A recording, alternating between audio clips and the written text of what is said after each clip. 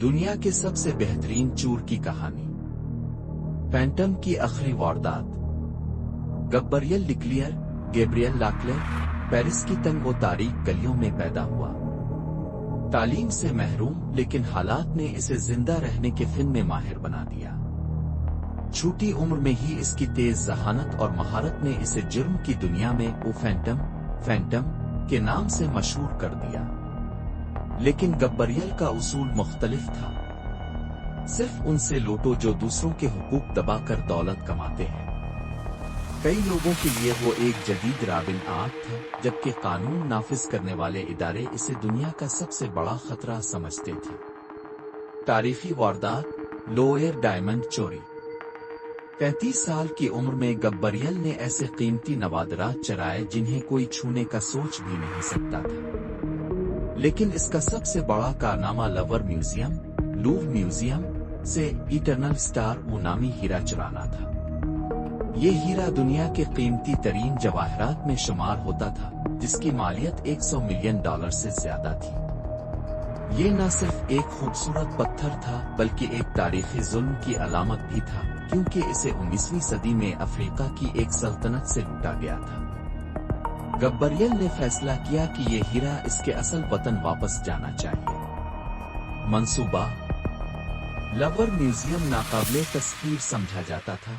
Laser security, biometric lock और चौकीदार हर गली में मौजूद। लेकिन गब्रियल के लिए ये रुकावटें नहीं बल्कि मौके थे। 3 साल तक इसने म्यूजियम का गहरा मुताला किया, कभी वो तारीख दान के रूप में, कभी सफाई करने वाले के तौर पर और कभी सिक्योरिटी कंसल्टेंट बनकर। हीरा जिस शीशे के केस में महफूज था, वो दबाव हसास अलार्म से लैस था। गब्रियल ने एक खास मशीन तैयार की जो केस को अलार्म के बगैर खोल सकती थी। जिस रात चोरी होनी थी, पूरे पेरिस में मूसलाधार बारिश हो रही थी। गब्रियल ने मौका गनीमत जाना और एक डिलीवरी ड्राइवर का रूप धारकर म्यूजियम में दाखिल हो गया। चोरी। गब्रियल ने थर्मल ड्रोन इस्तेमाल करके गार्ड्स की नकलो हरकत का नक्शा बनाया। वो हवादार रास्तों से होता हुआ हीरा के करीब पहुंचा। लेजर्स को बंद करने के लिए इसने खास EMP डिवाइसेस बनाई थी। ठीक 3:47 बजे इटरनल स्टार इसके हाथ में था।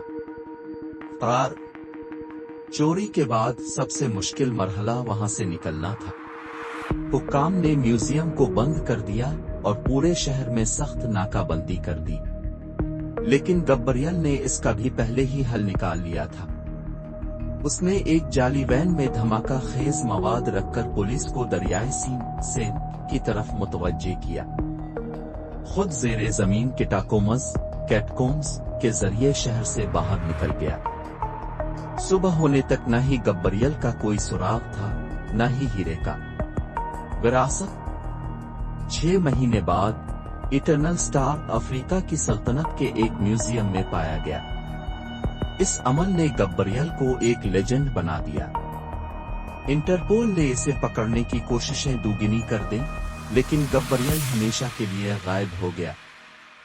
कुछ लोग कहते हैं कि वो किसी दूर दराज जजीरे पर रिटायर हो चुका है, जबकि कुछ का मानना है कि वो अब भी इंसाफ के लिए खुफिया तौर पर काम कर रहा है।